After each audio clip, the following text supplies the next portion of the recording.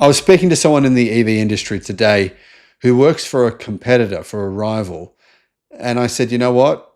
It's going to be tough for Tesla's rivals this year, over the next 6 months. It's going to be difficult for them because Tesla is doing what they should be doing. I don't personally really understand why Tesla's competition are not really doing this already and why Tesla took so long to get to this point, but at least it's finally happened. Hello, my friends. Welcome to the channel. I'm Sam Evans. You're watching the Electric Viking. And you know what? Tesla just updated its website in Europe. Well, websites for Europe, of course, they're all different. The prices across Europe. You can now get the Tesla Model 3 with a bigger battery. It uses LG Chem or LG Energy Solutions. Uses their batteries, but the battery is a little bigger. It's around 4 kilowatt hours bigger. It's using that new battery pack in Europe. So in Europe now, you guys obviously get the Chinese-made Model 3. It's not made, the Model 3 is not made in Germany, just the Model Y is.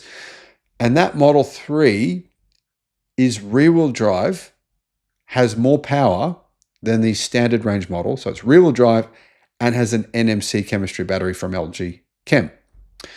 And that means it gets 750 kilometers or 466 miles of range on the WLTP cycle. So EPA range, probably about 450 miles. It's pretty long, right? EPA range, maybe 440 miles, but this is the longest range Tesla we've ever had, ever. There isn't one that's gotten this much range on the WLTP cycle before. But the price is really competitive, and that's what I'm talking about here, guys. The price is really competitive because Tesla's been really smart about this. And to be fair, Tesla buyers have been telling Tesla to do this for a very long time. I've been saying this for a very long time. Use smaller wheels, you dipshits. I mean, people have to go to the aftermarket to get smaller wheels. It's dumb. Why not put standard smaller wheels on an EV because of the range benefits? I mean, when I talk about range benefits, you're going to see what I mean in just a minute. Why not put smaller wheels on? If people want to get bigger wheels, give them the option. Give them the option to be dumb if they want. Oh, guys, if you put bigger wheels on, sure, you don't care about range. That's fine. Not a big deal. So give people that option, though. Put it on with standard wheels. Make it a manufacturer's option, because then you can really drastically increase the range. Put it this way, guys. The only big difference Tesla made to this car was the wheel size change. Increasing a battery by 4 kilowatt hours, it's a pretty minor difference. But putting the smaller 18-inch rims on it actually unlocked the true range difference, which is wild, but it's true. And we've known this for years now. People have been testing this for so long. So, yeah, I don't understand why it took this long, but it finally happened. Now, I should mention that this Model 3 rear-wheel drive does not have the same motor as the standard range. It's got more power. That means it can do 0 to 100 in 5.1 seconds, or 0 to 62 miles an hour in 5.1 seconds, whereas the standard range model rear-wheel drive does it in about 6 seconds. So it's got about 100 horsepower more than the standard rear-wheel drive version. It's obviously the all-wheel drive, but minus the front motor. So removing the front motor obviously did unlock some extra range, and putting the small wheels on was good, and getting a small increase in battery size. So that's basically the three things Tesla have done. Make the battery a little bit bigger, remove the front motor, and put on smaller wheels. But the smaller wheels actually made the biggest difference. Give you some context here. The long-range all-wheel drive, it also gets an improvement in range, right? It has 660 kilometers of range. So that front motor does make a big difference. But if you jump on Tesla's website, you can see the difference in range if you option the car, the Model 3, with 19-inch wheels. So you can change the car, add 19-inch wheels for an extra 1,800 Australian dollars, so about $1,200 US. But it decreases the range by 60 kilometers. 60 kilometers. So that's about 8.5% range decline by putting wheels on that are 1 inch different. I've had so many emails of people saying to me, you're wrong about putting on smaller wheels. It makes no difference to range. It could make it worse. I don't understand these people because we have so much evidence to the contrary. So there's the facts officially from Tesla. Put on the 1 inch bigger wheels and your range will go down by 60 kilometers. That's a big difference. And that's the biggest difference between this model and the old model. But of course, moving the front motor, and a slightly bigger battery help as well. Other changes to the car. Well, there's another model. First of all, I should mention the all-wheel drive version of the same car. Its range has also increased because it has a bit bigger battery to 660 kilometers.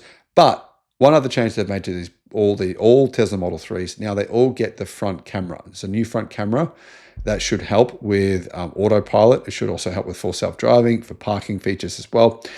The badges are different. They're black badges. Now, Electric has completely incorrectly reported this news. They've said a new battery cell from LG Energy, known as LG5M, is responsible for the boost in energy density and range.